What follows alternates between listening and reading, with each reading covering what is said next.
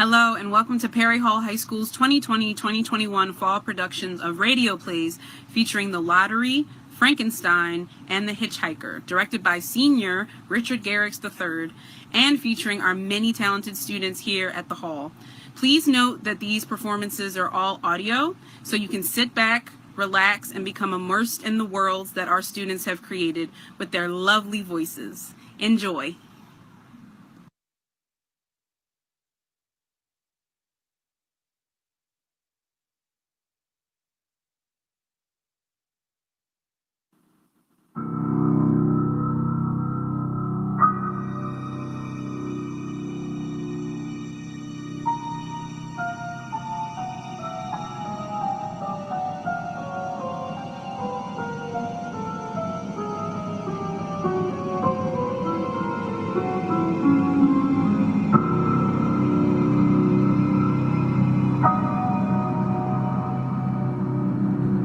Listen to the waves.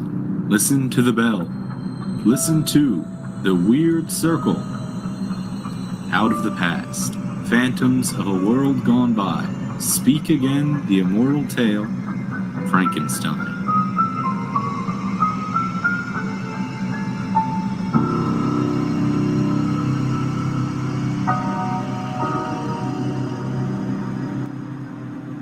The wind howling outside my lonely home is my only companion. All else is quiet here as I sit by my window in the parlor writing this document for the scientific world. Be warned, you doctors and scientists who come after me. Be warned that man must not experiment with the secrets of life. My experiences started in the University of Manchester, where I was studying natural history. It was after class, May 22nd, 1818, that Professor Waldman, my close dear friend Henry Cobble, and myself were in the laboratory of the university.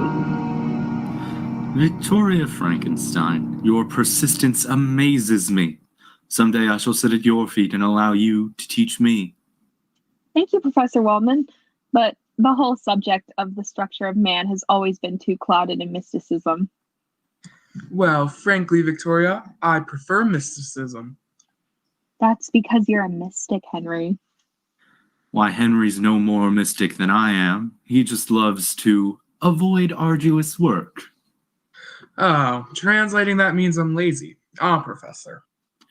Well, if you prefer to put it that way. I rather think of you as a student whose nervous structure does not take kindly to natural history. The professor is kinder to you than you are to yourself, Henry. Well, if I worked as hard as you do, Victoria, I should probably wear that same gaunt, sleepless look that you carry about.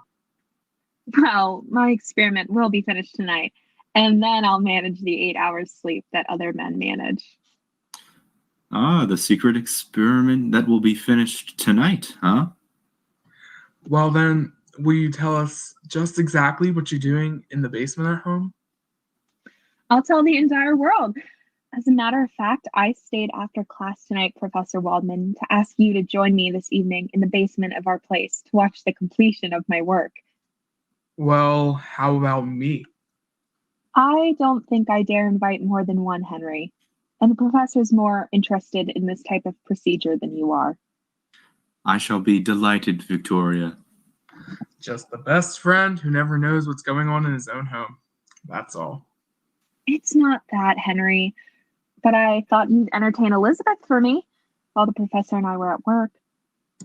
Entertaining Elizabeth will be a delightful favor, old boy. You know, I think you trust me too much with her. Have you ever met Victoria's fiance, Professor Waldman? She's one of the most charming people I have ever met.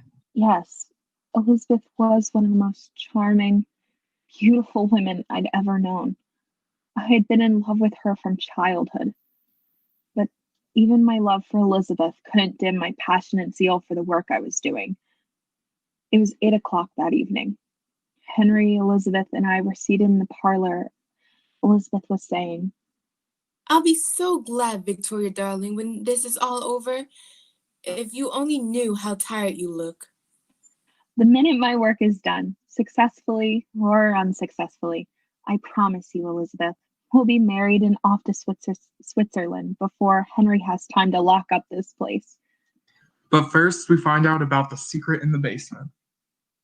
Henry's being eaten up by curiosity. I don't blame him. I'm suffering pangs of what's it all about, too. Well, you'll both know soon. I wonder where Professor Waldman is. He's late. He'll be here soon, Victoria. Stop pacing the floor, sweetheart. I think I'll start my work downstairs. Send the professor down when he arrives, will you, darling? We'll come down ourselves and take a look around. Or will we turn into a pillar of salt for peeking? Nobody ever turned into a pillar of salt for peeking, Beth. It was for looking back. Oh, nothing like a good old practical working knowledge of the Bible for scientific experiments. Starts the night off right. Yes, I thought jokingly of that paragraph from the Bible then. And she was turned into a pillar of salt. But what about a man who looks back? There is no ready reference for him. Or for me. I went down into my laboratory at a little past 8, opened the door, and started to tinker around to pass the time more quickly.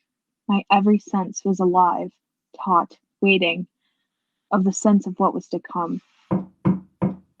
I heard a knock on the side door, which led me from my laboratory directly to the forest which bordered Manchester.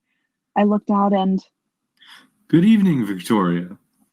Oh, did Elizabeth tell you to come down this way, Professor? No, I found the entrance to your laboratory quite by myself. May I help you with your coat, sir? No. You proceed with your work. Nothing like trivialities to annoy a scientist at work. Ah, there we are. Follow me, Professor, in the back room, and you'll see for yourself what this is all about. Well, I feel that I'm in for a most exhilarating evening. I wish I had more students fashioned in your mold, Victoria. Well, Professor, here is my... Why, what's this? A full-sized replica of a man? Yes, only he isn't full-sized. He's fashioned on a grander scale. I should say this creature standing up would be approximately 8 feet 2 inches tall. Well, you should have been an artist, Victoria. He's a perfect reproduction. What did you make him out of? Wood? Clay? Animal flesh. Flesh? Feel him. Oh, he feels like the body of a dead man. Or the body of a man who hasn't yet been brought to life. This body is complete in every detail. Heart, lungs, teeth, even the fine nervous system. Interesting. Yes, interesting. How about the brain cells? Oh yes, adult brain cells. I think he's quite handsome, don't you? Well, each man to his own taste. He's the best reproduction of a man I've ever seen, but actually, his face is hideous. As a plastic surgeon, my dear Victoria, I can't give you much credit. Well, what do you intend to do with this Hulk? You see this fluid here in this test tube? Yes. I fill the hypodermic needle with it. And now I'm going to inject the full 8 ounces into the vein directly above his heart. But why? Why? Watch. You see, Professor, quite by accident, I stumbled upon the secret of life. I've been bringing small, one-celled creatures to life for quite some time. The secret of life? Within 30 seconds after this injection, this creature will live. You're trying to play God, Victoria. It's heresy. It's science. I'm making a new race by far finer than the present one. Larger in structure, stronger, heavier, healthier. A race able to live on nuts and berries, with a greater capacity for feeling. Victoria, for the love of heaven, do not go through with this experiment. No man living has the right to tamper with the secret of life. You've created a monster on that floor, and you've no idea what will happen if you go through with this. Watch, Professor. The injection. I only hope and pray that this is a failure. It can't be. His eyes moved. Watch him, Professor. He's like a baby, first realizing life. His hands touch the floor. His eyes are trying to focus on the world around him. He's hideous. Yes, he is hideous. I made the skin too much like parchment, I'm afraid. Victoria, get rid of that monster. He's trying to stand up. If that mind which you created is a twisted one, have you any idea what kind of horror you've let loose in England? As a humanitarian, I feel it's my Christian duty to do this now. Put that knife down, Professor. No, I can't let... No, he's got me in the clutch of his hands. Command him to stop this, Victoria. Stop fighting him, Professor. He's frightened. He has the same reactions as a child who grabs and won't let loose. Let me go, monster. Stop! Don't go out that door! Put the professor down. Don't go out that door. The monster left my laboratory through the side entrance into the forest, carrying the incredibly mangled body of the professor with him. I rushed out of my laboratory after him, but the creature was faster than I, and he disappeared from view. I returned to my laboratory and destroyed all evidence of the creature's manufacture. I burned the blueprints from which I have made his body. Then, carefully, I locked my laboratory and went upstairs to join Henry Clavel and Elizabeth. I must have looked wild-eyed as I entered the room. Henry, that's most amusing. You tell the best anecdotes in all of England. Oh, you flatter me, Elizabeth. Oh, Victoria, you're through sooner than we expected. Darling, what's the matter?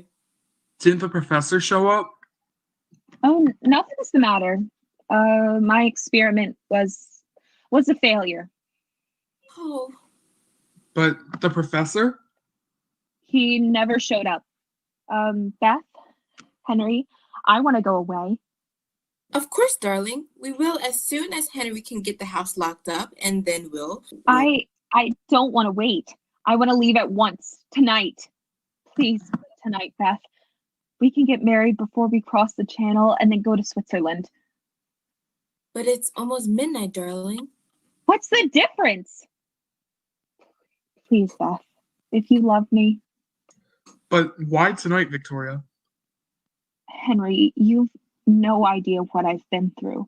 I have to get away at once. Of course, darling. If you insist. Anything you want.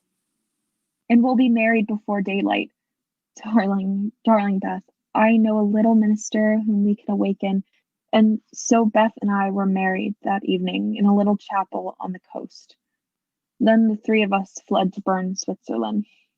I refused to have anything to do with the civilized world. No newspapers, no word of home.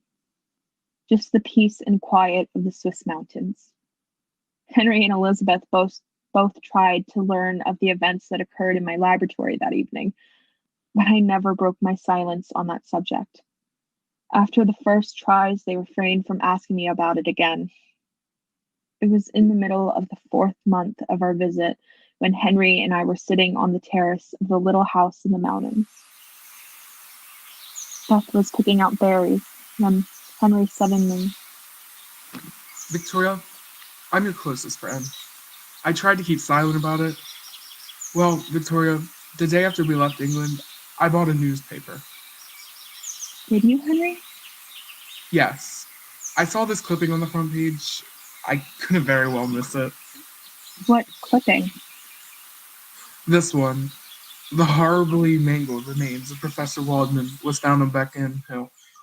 The identity of the unknown murderer is being sought by Scotland Yard. Poor Professor Waldman. I had no idea. Hadn't you? No. What are you trying to say to me, Henry? Leaving England so suddenly that very night, your fear of being discovered, the secret experiment, well, it all seemed to add up to some kind of strange connection with this clipping. Now, if you're in trouble, Victoria, you can depend on me. I'll stay by your side. I'm not in trouble. I'm just tired. Terribly tired. And you know nothing of the professor. Absolutely nothing. He didn't come to our chateau that evening? I told you he didn't then. Stop questioning me. Victoria? Victoria! We're out here, Beth. Oh, I just had a horrible experience. Oh, darling, I'm so glad to see you. You look pale, Beth. Sit down right here next to me. What happened, Beth? Well, I was walking in the woods not far from here. Well, I looked up and I saw, I saw a man, sort of a man standing over me. Well, men aren't so bad. That is if you happen to know the right ones. And you do. I'm not joshing Henry. He wasn't exactly a man. He was twice the height of anyone I have ever seen, and his skin looked like dried parchment. It's incredible, but I think I've seen a monster. Monster? Yes, I ran away. He didn't follow me. He just stared after me, watching me. You do believe me, don't you? A monster stared after you? Look. Henry? Victoria? Through the trees, right over there. Look, there he is again. Yes, the monster stood there, silhouetted against the trees. The monster which I had created, standing like an evil blot of flesh and bone, moved in the darkening twilight, and then suddenly, phantom-like, disappeared. Beth and Henry both watched as I darted from the piazza after the disappearing creature in the backwoods. As I drew nearer to the heavily wooded section, giant footprints in the soft mud about me showed the path ahead. The sun was sinking in the west, and the last orange pinpoints of light needled my flesh until every sense within me was tingling with the expectations of seeing my living horror. Then I realized I was unarmed. Every crooked tree, each twisted branch which obstructed my path appeared to be his form. I heard the crackling of a branch and the moving of a form on the velvet moss. I thought you'd come, creator. You! Are you frightened, creator? You dare talk to me? Please, don't turn away from me. Please. Let me go. I mean no harm to you. Listen to me, Victoria, Frankenstein. You must listen to me. You created me. You owe me that much. I owe you nothing, murderer. Why am I a murderer? You created a form so horrible, a face so distorted, that no man can look upon me and call me a friend. I'm an outcast. You can save me. Let me go! Not until you hear my story. Sit down, creator. My arm! Let me go! I wandered through the streets of London. That first day, children screamed in the streets. People flocked together, trying to kill me. And I was lonely and hungry. Follow me here. Not so long ago, I returned to my birthplace, the laboratory. I broke in and discovered your identity. First, I fled to Scotland and lived outside of a cottage. That's how I learned to speak. And an old blind man was teaching a young French girl to speak English. I listened to the lessons from the open window. Now, what do you expect of me? A companion, a woman of the same species with my defects. One who will be my friend. This being, you must create. No! I'll not do it. You must. Every man's entitled to a wife. No. You must. If you create her for me, I'll take her with me into the far waste, and no one will ever see us again, ever. How will you live? On fruits and berries. We'll manage together. Please, you can't deny me this. A mate. A monster's mate. You will? You will! I swear I'll never harm another human. Never, Creator. If you only grant me just one companion. And if I refuse? If you refuse, even a brain that you have made, Creator, might become twisted and distorted. And so that night in the forest, I made a devil's bargain. I bargained to create a monster's mate, perhaps another murderer. How could I know? The monster swore to live in the forest and wait a year or two if necessary, and upon completion of my work, he would take his companion away. But if I broke my promise, he swore revenge. And so I started work. I searched Paris for the necessary equipment, built a shack in the woods about a mile away from our chalice. 3 months I worked, 3 solid months, shaping her who was to be his mate. And then one night, it was windy outside. I thought the wind had blown the door open when... Victoria, I'm sorry I had to disturb you. Is it Beth? No, not Beth. She's fine. Anne sends her love. It's the townspeople. Your activities have stirred up a lot of curiosity. Oh, the fools. Well, I can't blame them, especially after the rumors which have been going around. Rumors that, Victoria, you have the monster in these forests. You've known of him all along. People have seen him and connect him with you. Mothers in the village are frightened for their children. I know nothing. Look, I'm only trying to help you. I know nothing, I tell you. But the men have banded together. They're going to make a raid on you here, to burn your laboratory down, and to find the monster who lives in these woods. They can't. They mustn't. Oh, what devil's work are you carrying on? I'm trying to help you, oh Victoria. Will you please let your friends be your friends? Henry, will you go back to Beth and leave me alone? Beth is safe at home. You're in danger, and I won't leave your side this night, my friend. Then be prepared. Prepared for what? You've guessed many of the reasons for my secrecy. Then there is a monster. At school, I stumbled on the secret of life. I was trying to create a superior race. I was a fool, and I created him instead. Then he does live. Yes, he lives. Professor Waldman. What happened to Professor Waldman? The night I created the monster, Waldman became frightened. He screamed, attempted to kill the creature. And the creature, just like a child, warded him off and then tore him to pieces in front of me. I couldn't stop him. The monster had killed before it had really begun to live. Then what? The monster left the basement through the side entrance, carrying the professor's corpse. I had no choice. I had to leave the country. Then what are you doing with that creature now? Fulfilling a promise. Follow me into my cabin and I'll show you. How soon do you think the townsfolk will be here? Oh, within 2 hours or so. Come in. What? A woman? Yes, a woman. The monster's mate. His friend. I promised him a friend, and in return he promises to hide himself from the world. A devil's bargain, Victoria. A bargain I must keep for all our sakes. But the monster proved himself a murderer time and time again. Why, in London, after the death of Professor Waldman.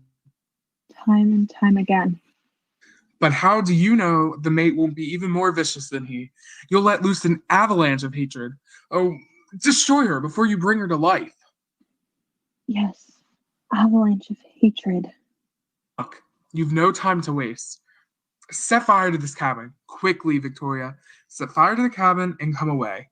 But man alive, you cannot go through with this thing. But the promise. It's a promise to a friend. Who'll be your death and ours, Victoria. Oh, hurry. Hurry if you've any love for Beth. I've been insane with grief and fear for Beth and you. Go back. Go back to Beth, Henry, at once and wait for me. And you?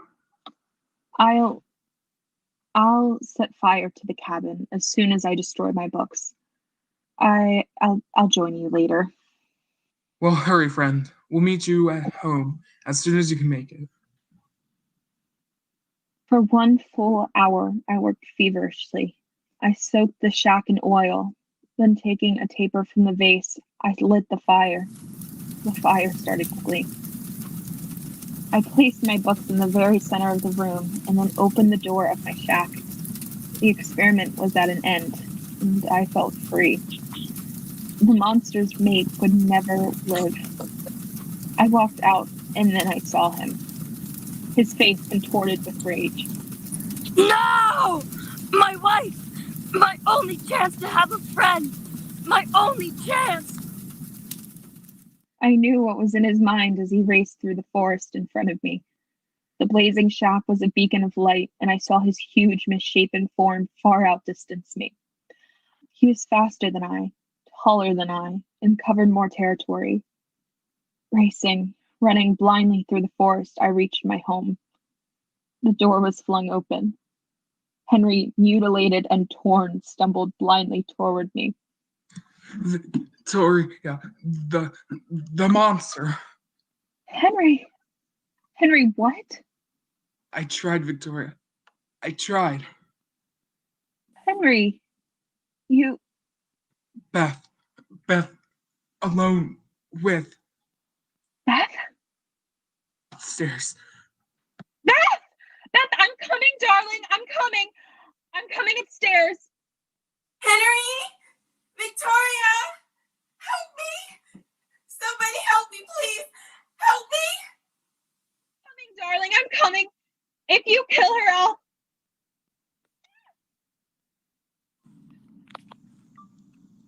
My darling.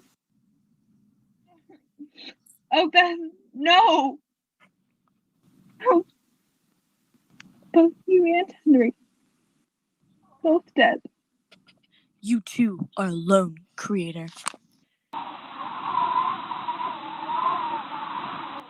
Yes, both of them are dead. All my dear ones gone from me now, and I'm alone. The wind howling outside my window is my only companion. All else is quiet here as I sit by my window writing this document.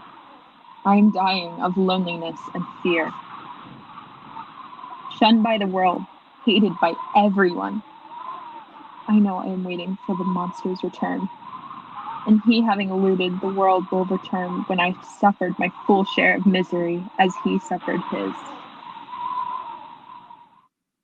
From the time-worn pages of the past, we have brought you this story, Frankenstein.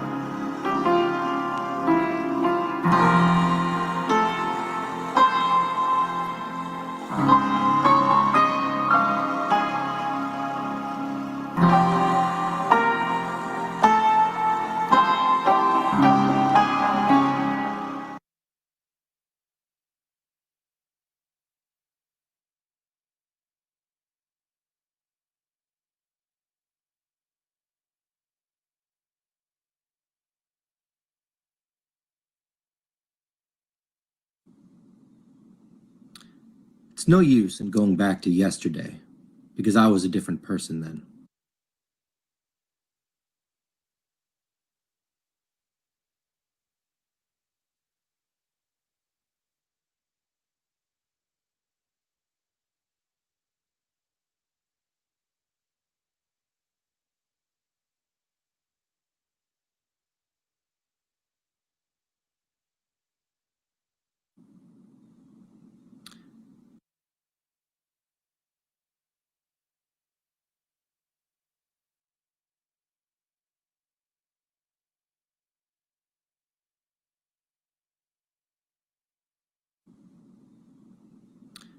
It's no use in going back to yesterday, because I was a different person then.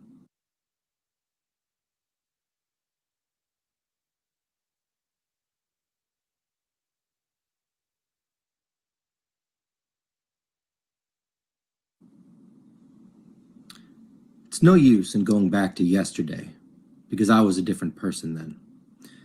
After a year like 2020, it seems as though we were all a different person than before. We began 2020 with high hopes. Bye Bye Birdie was underway, and almost immediately Miss Cromwell and I were bombarded with ideas and suggestions for what the fall show should be. I, being new to the program, sat back and admired the passion that came from each of you. And then March hit. And like the March Hare states, it wasn't very civil of COVID to come and sit down with us without being invited. But it did. And we shut down. We shut down physically, we shut down socially, we shut down emotionally. Yet your passion as actors and learners never ceased. You continued to inspire us through emails and Schoology, and we were able to get something together. You began opening Google Meets instead of theater doors. Your clothes and your hair mattered just a little bit less than it did yesterday. But your talent never faded. So here we are, 2021, and the beginning of our first and hopefully only online play. Has it been smooth? No. This isn't ideal, but it is what we are able to do for today. Now, theater should always remind us of the times. Plays are written and performed at a certain time for certain reasons. They represent a snapshot of society. Sometimes it's beautiful, sometimes it's ugly, but it's always real. And like many of us, Alice took a tumble into a new reality that didn't seem very real at all. What was once the norm became very abstract. We too have taken a fall into a new reality, and like Alice, we just want to get home. Fortunately for all of us, we've been able to create a new home together. It hasn't been easy, but it's been memorable. We've had some ups and downs, but theater is the bond that will keep us all together. And in the years to come, we'll share our story of Alice in Wonderland with friends and family. We'll talk about that one crazy year where nothing made sense, and we all struggled to get back home. But here we are now in 2021, a year with promise. And I know that I speak for Miss Cromwell and myself when I say thank you. Thank you for being one of the few norms this year. Thank you for being one of the few constants this year. And at the end of this experience, I have grown so much because of you. And I look forward to all of our adventures yet to come. After all, it's no use going back to yesterday. I was a different person then. We all were. But at least we've done this together. Oh dear, I shall be too late. Oh, my ears and whiskers. Oh, my fur. Oh, my dear paws.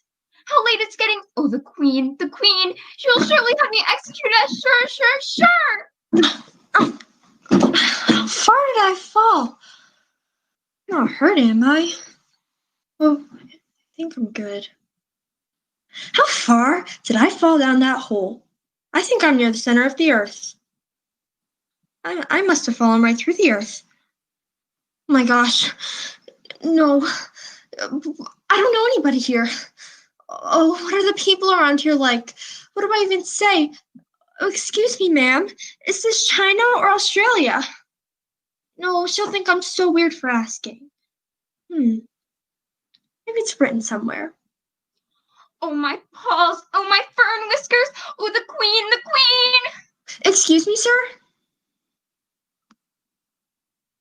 What a curious little rabbit. Nicely dressed, though. How do I get out of here? Well, it wasn't so dark. Oh dear, oh dear! There you are again. White Rabbit. Please, stop, won't you? Sir, oh, sir, why you dropped your gloves, sir? Oh, excuse me, girl? Now, wait a minute. That girl looked an awful lot like Alice. No, I mean me. Because I'm Alice. But if I'm Alice, who's that? Another Alice? Two Alices? Is that possible? Oh, how peculiar everything is today. There must be someone who can help me here. Someone who can show me the way out. I'll figure out where I am first. Yeah, that's the most logical.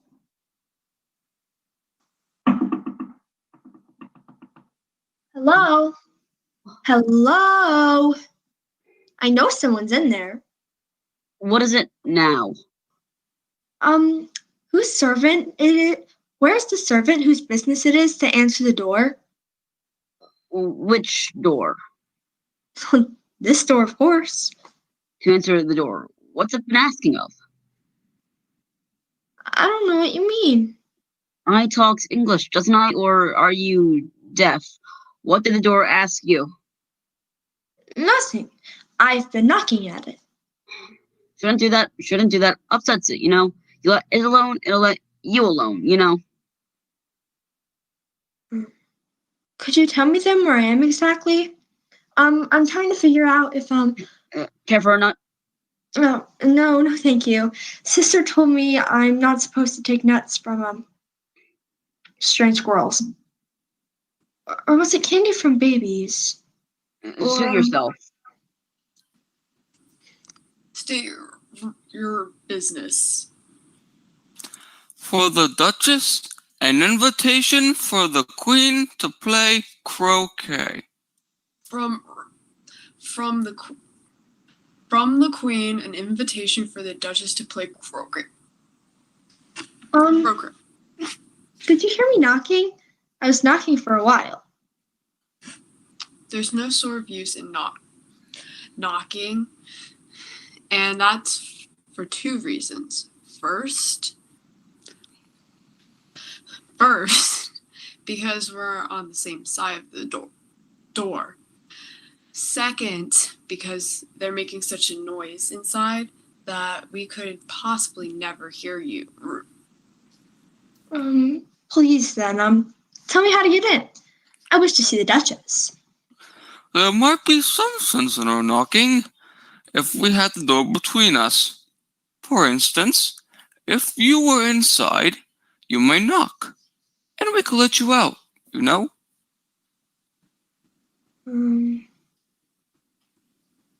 But how am I to get in? We shall sit here till tomorrow. Watch it, you. Till tomorrow, or the next day. Maybe.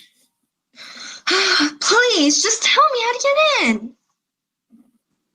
Are you to get in at all? That's the first question, you know, Ribbit. We shall sit here on and off for days and days. What am I to do? Anything you like, Ribbit. There's no use in talking to either of you. Why, you're both perfectly idiotic. Oh, I guess you don't need to knock after all.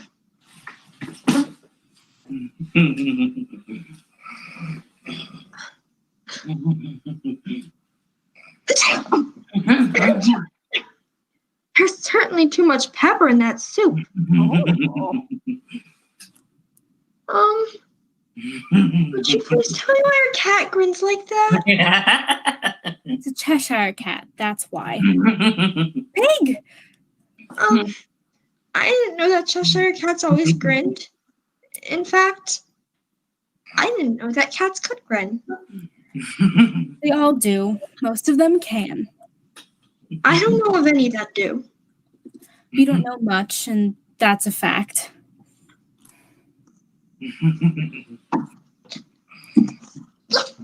Please, Please, mind what you're doing. If everybody minded their own business, the world would go around faster a lot more than it does. Which would not be an advantage if you think about it. Just think of what it would do to the day and the night. You see, the Earth goes around on an axis for 24 hours. Or was it 12? Don't bother me with numbers. I hate them. Speak roughly to your little boy and pinch him when he sneezes.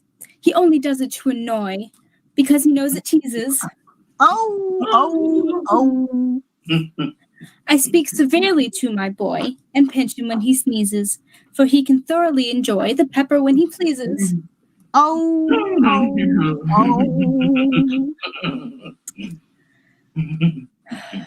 Here, you may nurse it if you'd like. I must go get ready to play croquet with the queen.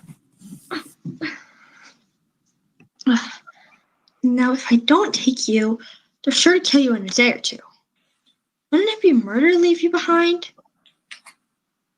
Shh, don't run. That's not a proper way at all of expressing yourself. If you're going to turn into a pig, my dear, I'll have nothing to do with you.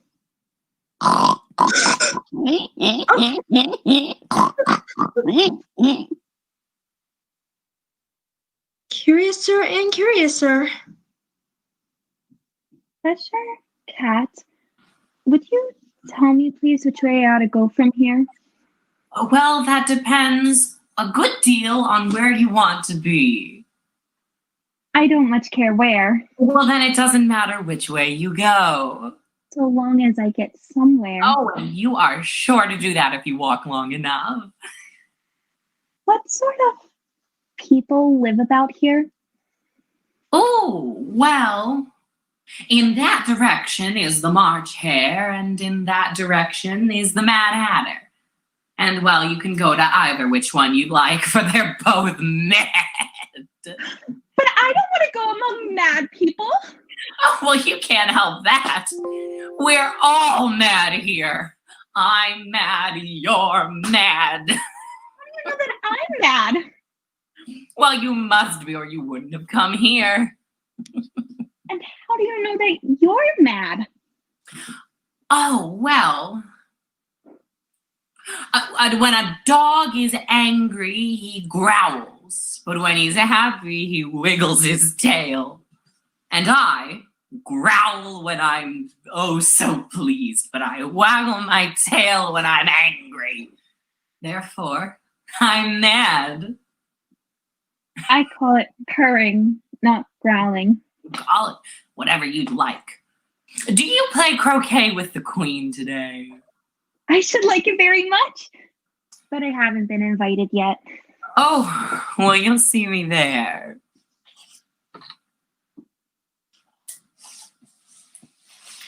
And by the by, what became of the baby? I had nearly forgotten to ask.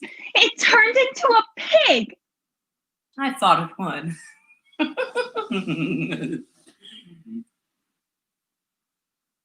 I've seen hatters before. The March Hare will be much the most interesting.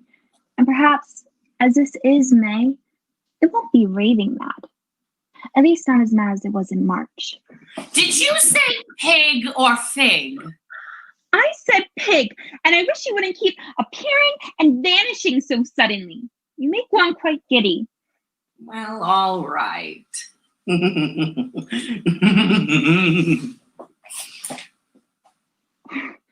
Well, I've often seen a cat without a grin, but a grin without a cat? Now that's the most curious thing I ever saw in my life. Now, which way did he say to go again?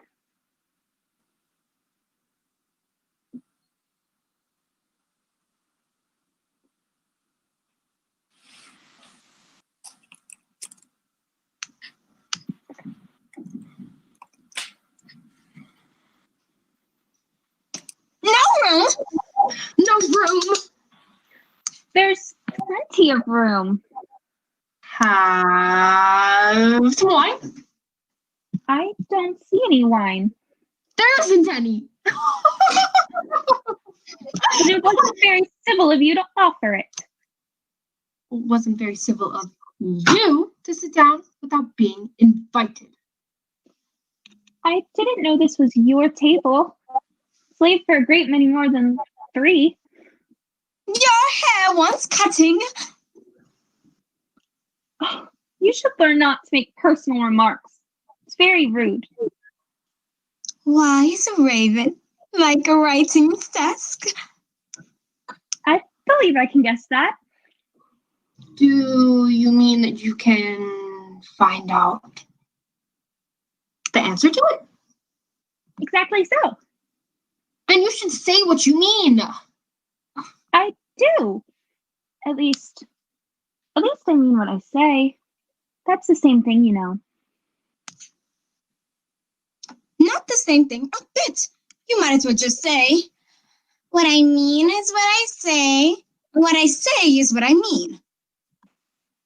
Oh, and you might just as well say that I like what I get is the same thing as I get what I like. Or you might as well say, I breathe when I sleep. It's the same thing as I sleep when I breathe. It is the same thing with you. What day of the month is it? The 4th. 2 days wrong! I told you butter with the suit works. It was the best butter. Yes, but some crumbs must have gotten to it as well. You shouldn't have put it in with a bread knife.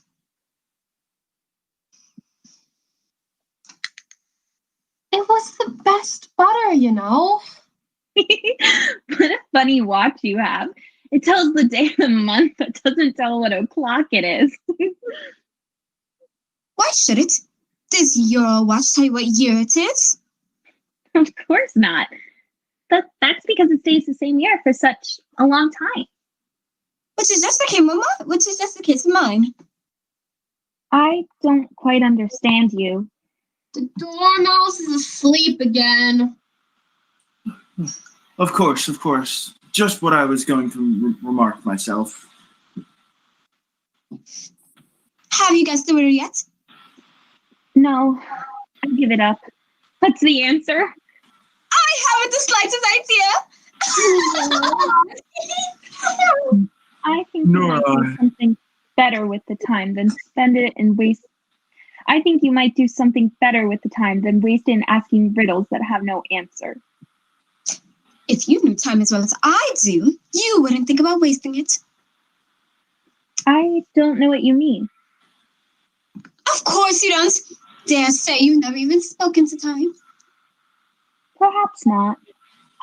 But I know I have to beat time when I learn my music. Oh, that accounts for it. He won't stand a beating. Now, if only you kept on good terms with him, he'd do almost anything you liked with the clock. For instance, suppose it was 9 o'clock in the morning. Just time to begin lessons. You'd only have to whisper ahead the time, and back goes the clock to the twinkling 1:30. Time for dinner! That would be grand, certainly. But then I shouldn't be hungry for it, you know? That of us, perhaps, but you could keep it 1:30 as long as you liked. Is that the way you manage? Not I. We quarreled last March, just before he went mad, you know. I was at a great concert given by the Queen of Hearts, and I had to sing. Twinkle, twinkle, little bat, how I wonder where you at. You know the song, perhaps? I've heard something like it. It goes, you know, in this way. Up above the world you fly, like a tea tray in the sky. Twinkle, twinkle, twinkle, twinkle, twinkle, twinkle. Well, I'd hardly finished the first verse when the Queen jumped up and bawled out, "He's murdering the time off with his head!" How dreadfully savage! And ever since that, he won't do a thing I ask. always 6 o'clock now. Is that the reason there's so many tea things put out here? Yes, that's it. It's always tea time, and we have no time to watch the things between whiles. Then you keep moving around, I suppose. Exactly so, as the things get used up. But what happens when you come to the beginning again? Suppose we change the subject. I'm getting tired of this. Oh, I wrote the Dormouse tells a story. Wake up, Dormouse! Wake up, Dormouse! I wasn't asleep. I heard everything you said. Oh, tell us a story. Yes, please do. And be quick about it. We'll be asleep again before it's over. Okay. Once upon a time. He's asleep! Wake up! Oh, wake up!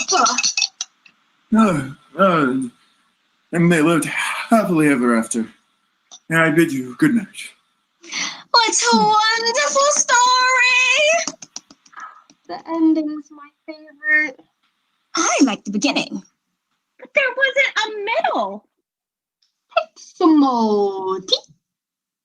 I've had nothing yet, so I can't take more. You mean you can't take less? It's very easy to take more than nothing. Nobody asked your opinion. Who's making personal remarks now? But what happened in the story? I want a clean cup. Let's all move one place over. But I don't understand why we're moving places. Really, I don't think... Then you shouldn't talk. Why, this is the rudest tea party I have ever been to in all my life. No room! No room! Hey, there's plenty of room. Come back.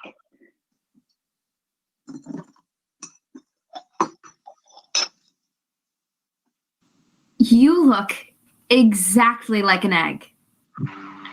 It is very provoking to be called an egg. Very. I said you looked like an egg, ma'am. And some eggs can be very pretty, you know.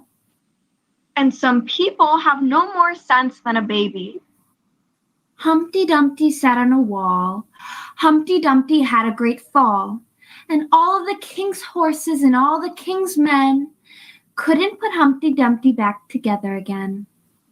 Don't just stand there chattering to yourself like that, but tell me your name and your business. My name's Alice, but... It's a stupid enough name. What does it mean? Must a name mean something? Of course it must. My name means the shape that I am, and a good, handsome shape that it is too. With a name like yours, you might be any shape almost.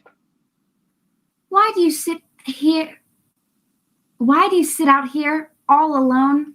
Why, because there's nobody here with me. Did you think that I didn't know the answer to that? Ask another. But don't you think it'd be safer on the ground? This wall is so very narrow. What tremendously easy riddles you ask. Of course I don't think so. Why, if I ever did fall, which there is no chance of, but if I did fall, the king has promised me with his very own mouth to send all of his horses and all of his men. Yes, all his horses and all his men. They'd pick me up again in a minute. They would.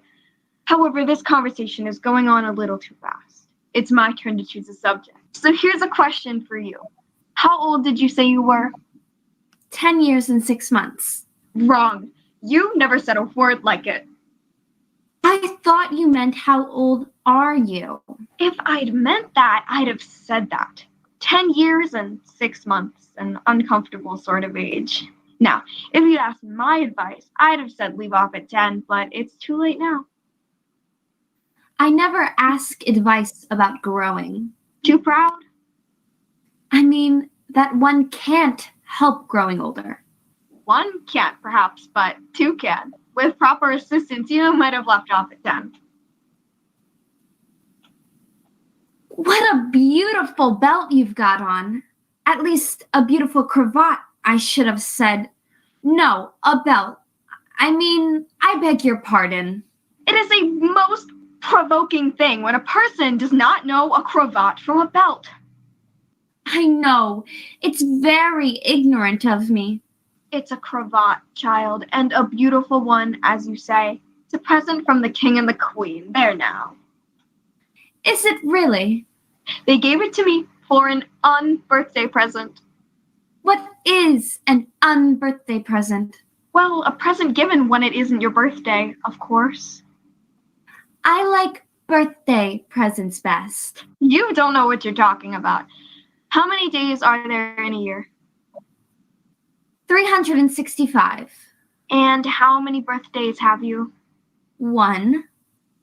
And if you take 1 from 365, what remains?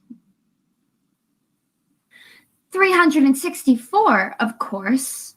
Well, that seems to be done right, though I haven't the time to see it done on paper just now. Anyhow, that means that there are 364 days where you might receive unbirthday presents. Certainly. And only 1 for birthday presents, you know. You seem very clever, ma'am, but I really must get going. Do as you wish. Goodbye. Goodbye, till we meet again. I shouldn't know you again if we did meet. You're so exactly like other people. The face is what one goes by, generally. That's what I complain of. Your face is the same as everybody has. The 2 eyes, nose in the middle, mouth under. It's always the same. Now, if you had 2 eyes on the same side of the nose, for instance, or the mouth at the top, that might be some help. It wouldn't look very nice. Wait till you've tried. Of all the unsatisfactory people I've ever met. Did you happen to meet any soldiers, my dear, as you came through the wood? Yes, I did. Several thousand, I should think. The king sent 4,207. That's the exact number. He couldn't send all the horses, you know, because 2 of them are won in a croquet game. And I haven't sent the 2 messengers either. They've both gone into town. Just look along the road and tell me if you've seen either of them. I see nobody on the road. I only wish to have such eyes, to be able to see nobody. At that distance, too. Why, I can hardly see real people in this light. I don't suppose you know where the queen is today? The queen's that way.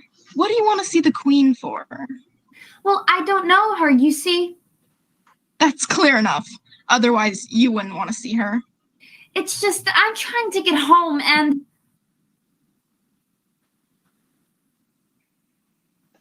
Oh, Tiger Lily, I wish you could talk.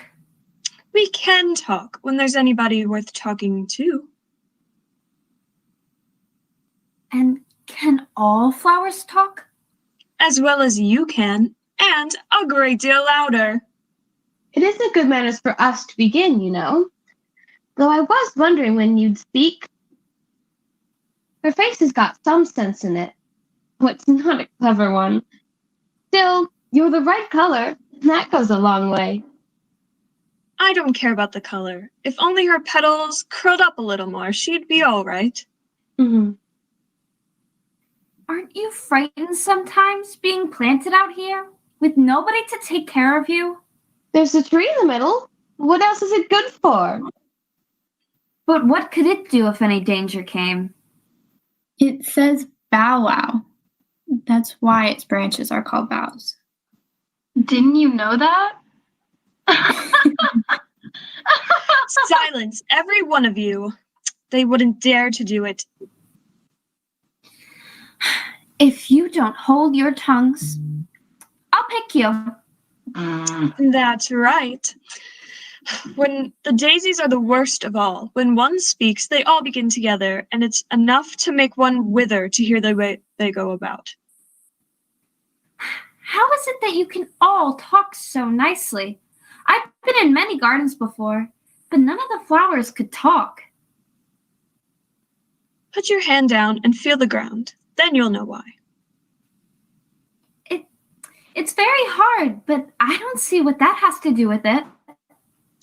In most gardens, they make the beds too soft so that the flowers are always asleep. I've never thought of that before. It's my opinion that you never think at all. Hold your tongue. As if you know anything more in the world than if you were a bud. Hey! Are there any more people in the garden besides me? Well, there's one other flower in the garden that can move out like you do. I wonder how you do it. There's another little girl in the garden somewhere? Is she like me? Exactly. Well, she has the same awkward shape as you. Her petals are tumbled about like yours too. Though that's not your fault. You're beginning to fade, and then one can't help one's petals getting a little untidy. When did you see her here? Well, there's already been 2 of you today, so I reckon you'll see another one again here soon. But when she left here, do you recall which way she went? Where did you come from, and where are you going anyway? I seem to have lost my way, I'm afraid. I don't know what you mean by your way. All the ways about here belong to the Queen. If I remember, the last one went down that way, towards Tweedledum and Tweedledee. Tweedledum and Tweedledee? You mean like the poem? You know it, don't you? Tweedledum and Tweedledee agreed to have a battle. For Tweedledum, said Tweedledee, had spoiled his nice new brattle. Just then flew down a monstrous crow, as black as a tar barrel, which frightened both the heroes so. They quite forgot their quarrel. If you think we're waxworks, you ought to pay, you know. Waxworks weren't made to be looked at for nothing, nohow. Contrariwise, if you think we're alive, you ought to speak. I'm sure I'm very sorry. I know what you're thinking about, but it isn't so, nohow. Contrariwise, if it was so, it might be, and if it were so, it would be. But as it isn't, it ain't. That's logic. Well, I was thinking, which is the best way out of these woods? Would you tell me, please? You've been wrong. The first thing in a visit is to say, how do you do, and shake hands. It would never do to say, how do you do, in a conversation. Now, we seem to have got beyond that somehow. No how. And thank you very much for asking. Are there any lions or tigers about here? It's only the white knight snoring. Come. And look at him. Oh, isn't he a lovely sight?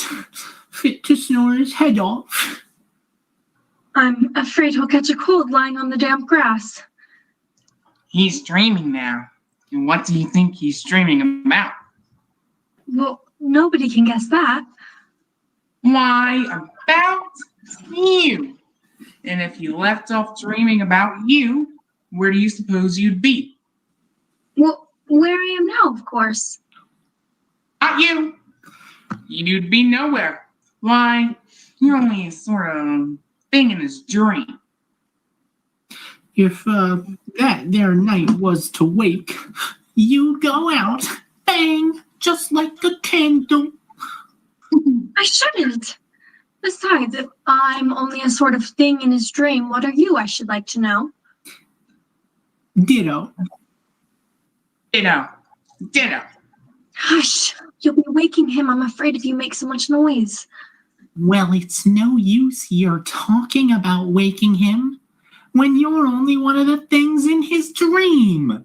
You know very well you're not real. I am real. You won't make yourself a bit realer by crying. There's nothing to cry about. If I wasn't real, I shouldn't be able to cry. I hope you don't suppose those are real tears. I know you're talking nonsense, and it's silly to cry about it. I really should be getting out of these woods, for it's growing rather dark. Do you think it's going to rain? No, I don't think it is at least not under here, nohow.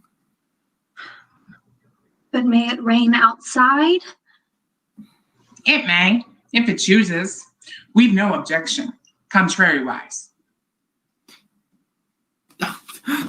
Do you see that? Why, it's only a rattle. Quite old and broken. I knew it was.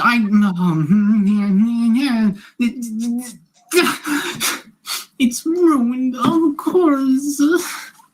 You needn't be so angry about an old rattle. But it isn't old. It's new, I tell you.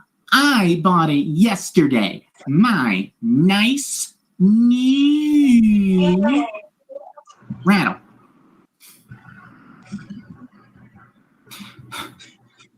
Of course you agree to have a battle?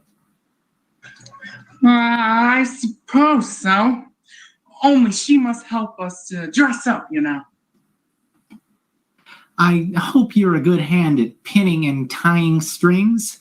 Every one of these things has got to go on somehow or other. Really, you'll be more like old bundles of clothes by the time you're ready. Please, tie this securely around my neck. What for? To keep my head from being cut off? What else?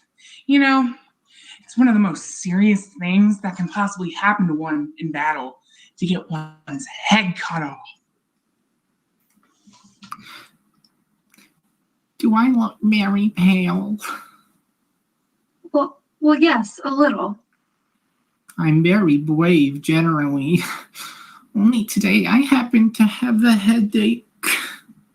And I've got a toothache. I'm far worse off than you. Well, then you better not fight today. We must have a bit of a fight. I don't care how long it lasts. What's the time now? 4:30. Well, let's fight till 6 and then have dinner. Very well. And she can watch us. Only you'd better not come too close. I generally hit everything I can see when I get really excited. And I hit everything within reach, whether I can see it or not. You must hit trees pretty often, I should think. I don't suppose there'll be a tree left standing by the time we've finished. And all about a rattle. I shouldn't have minded it so much. But if it hadn't been a new one. I wish the monstrous crow would come already and frighten them both away. There's only one sword, you know, but you can have the umbrella. It's quite as sharp, only we must begin quick. It's getting as dark as it can. And darker. It's so dark, there must be a thunderstorm coming on. Look at what a thick black cloud that is. And how fast it comes. Why, I believe it's got wings. It's the crow. It's the crow. Who are you? Who am I? Yes. Who are you?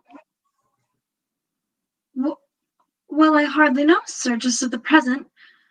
Well, I knew who I was when I got up this morning, but I must have changed since then.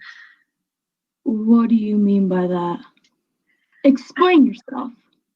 Well, I can't explain myself, I'm afraid, sir, because I don't feel like myself today. You see? I don't see. I'm afraid I can't put it more clearly, for I can't understand it myself. Changing is very confusing. It isn't. Well, perhaps you haven't found it so yet, but when you have to turn into a chrysalis, you will someday, you know. And then after that into a butterfly, I should think you'll feel a little strange, won't you? Not a bit. Well, perhaps your feelings may be different. All I know is it would feel very confusing to me. You? Who are you? I think you ought to tell me who you are first. So you think you've changed, do you? I'm afraid I am, sir. I don't seem to be the same person at all. Being one person is overrated. Who do you want to be? Oh, I'm not particular as to who. Only one should feel like oneself, you know. I don't know. But there she is. Who? Alice. I mean, me. I mean, the girl who looks like me. If you ask me, that girl is you. But if she is me, then who am I? Wait, where are you going?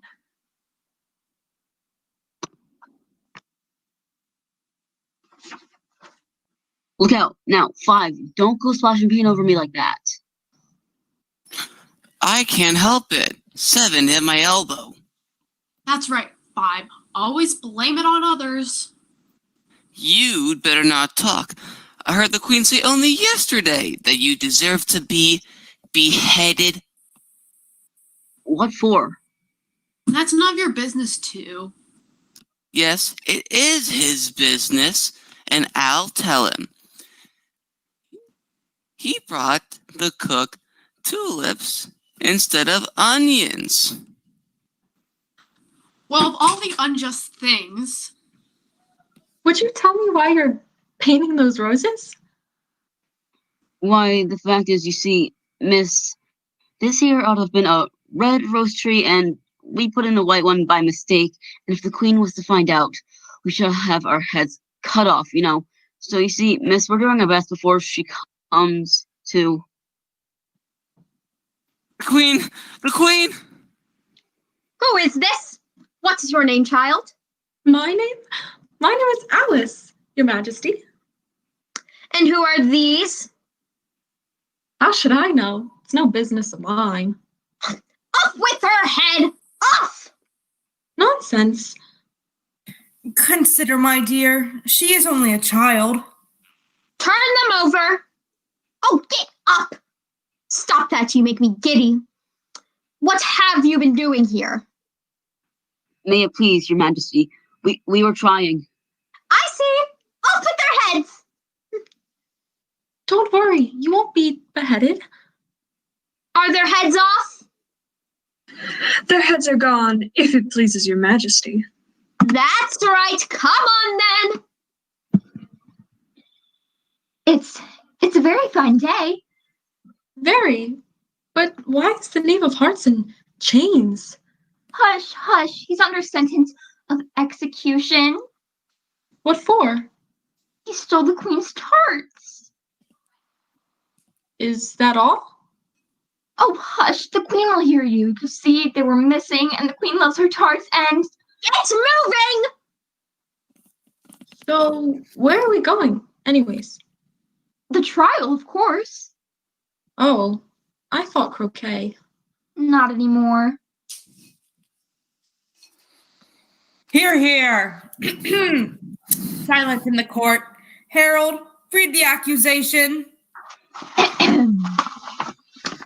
The Queen of Hearts, she made some tarts, all on a summer's day. The Knave of Hearts, he stole those tarts and took them quite away.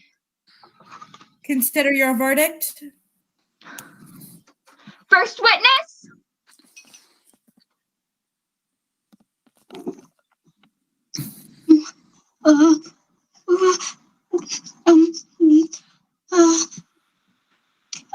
I beg your pardon, Your Majesty, for bringing these in, but I hadn't quite finished my tea when I was sent for.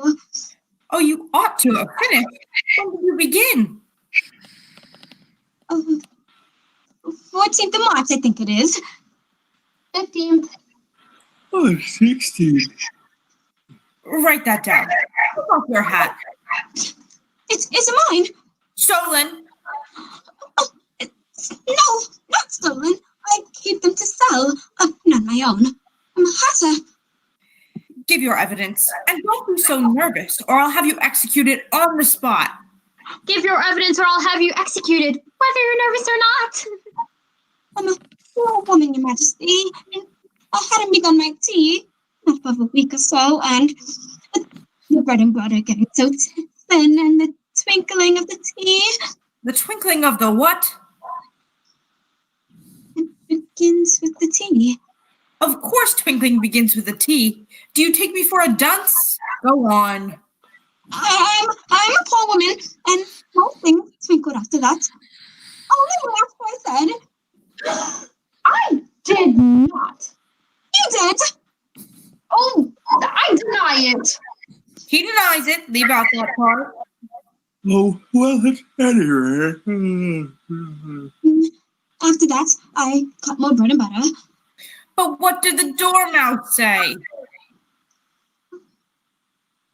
That I can't remember. Oh, you must remember, or I'll have you executed. I'm a poor woman, Your Majesties. You're a very poor speaker. If that's all you know about it, you may stand down. I can go no lower. I'm on the floor, as it is. Then you may sit down. I'd rather finish my tea. You may go. Just take his head off outside. Call the next witness. Give your evidence. I shan't. Your Majesty must cross-examine the witness. Well, if I must, what are tarts made of? Pepper mostly. Twinkle, twinkle, little Oh, collar that dormouse! Behead that dormouse! Throw him out the court! Pinch him off with his whiskers! Cheshire Cat! How are you getting on? Not very well. They're dreadfully fond of beheading people here. The great wonder is how there's anyone left alive. Oh, I dare ask, how do you like the Queen? Oh, not at all. She is so extremely... Who are you talking to? It's a friend of mine, a Cheshire Cat. Allow me to introduce it. Ta-da! I don't like the look of it at all. However, it may kiss my hand if it likes. Oh, I'd rather not. Then it must be removed. My dear, I wish you would have this cat removed. Off with his head! Off with his head at once. Queen's orders. You can't cut off a head unless there's a body to cut it off from. Anything that has a head can be beheaded. Don't talk nonsense. I've never had to do such a thing before, and I'm not going to begin at this time of life. If something's not done about it in less than no time, I'll have everybody here executed. Well, in that case. Now it disappeared. I certainly can't behead a head that's not here. Oh, never mind. Call the next witness. Alice? Me? Why would I be called? Here. What do you know about this business? Nothing. Nothing whatever. Nothing whatever. That's very important. Unimportant, Your Majesty means, of course. Unimportant, of course. I meant important, unimportant, unimportant, important. Silence! consider your verdict? There's more evidence to come yet. Please, Your Majesty. And this note has just been picked up. What's in it? I haven't opened it yet, but it seems to be a letter written by the prisoner to somebody. It must have been that, unless it was written to nobody, which isn't usual, you know. Who is it directed to? It isn't directed at all. In fact, there's nothing written on the outside. It isn't a letter after all. It's a set of verses. Is it in the prisoner's handwriting? No, and that's the strangest thing about it. He must have imitated somebody else's hand.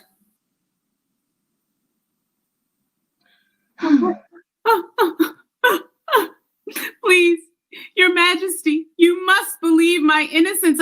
I don't even care for tarts. I'm a bread and butter man myself. Besides, I didn't write the letter, and you can't prove I did. There's no name signed at the end. If you didn't sign it, that only makes the matter worse. You must have meant some mischief, or else you'd have signed your name like an honest man. That proves his guilt. It proves nothing of the sort. Why, you don't even know what it's about. Who are you? I'm Alice. I'm Alice. Rule 42. No more than one of each person and or creature in the court at any given time. All persons in duplicate are to leave the court immediately. But I'm not in duplicate. I'm the only Alice. Me too. You are... Clearly in duplicate. Well, I won't go at any rate. Besides, that's not a regular old rule. You invented it just now. It's the oldest rule in the book. Well, then it ought to be number 1. Where shall I begin, Your Majesty? Begin at the beginning. Then go on, till you come to the end. Then stop. They told me you had been to her and mentioned me to him. She gave me a good character, but said I could not swim. I gave her 1, they gave him 2. You gave us 3 or more. They all returned from him to you, though they were mine before. My notion was that you had been, before she had this fit, an obstacle that came between him and ourselves and it. That is the most important piece of evidence we have heard yet. So now, let the jury... I don't believe there's an ounce of meaning in it. If there's no meaning in it, that saves a world of trouble, you know, as we needn't try to find any. And yet, I don't know. I seem to see some meaning in it, after all. Said I could not swim. You can't swim, can you? Do I look like it? All right, so far. I gave her 1, they gave him 2. Why, that must be what he did with the tarts, you know. But then it goes on. They all turned from him to you. See? What? Why, there they are. Look, nothing can be clearer than that. Then again, before she had this fit. You never had any fits, my dear, I think. Oh, never! Then the words don't fit you. It's a pun. Don't you get it? Fine. Then let the jury consider their verdict. No, sentence first, verdict after. Stuff and nonsense. The idea of having the sentence first. Hold your tongue. But I won't. Off with her head.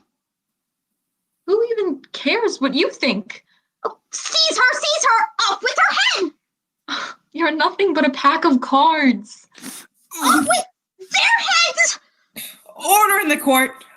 Off with their heads. Order in the court, order, I say. Wait, Alice, I'd like to speak with you. Alice? Alice? Alice? Wake up, Alice dear. Why? What a long sleep you've had. Oh, I've had such a curious dream. I followed a white rabbit down his rabbit hole, and all the creatures there could talk, even the flowers. And there was another Alice just like me, and she kept chasing me, and I kept running. If you're Alice, then who am I? There's only one you know, Alice. Oh, and I didn't know if I'd ever find my way back. It was a curious dream, dear, certainly. But now, run into your tea. It's getting late. That's very curious indeed. Sister, wait! I'd like to speak with you.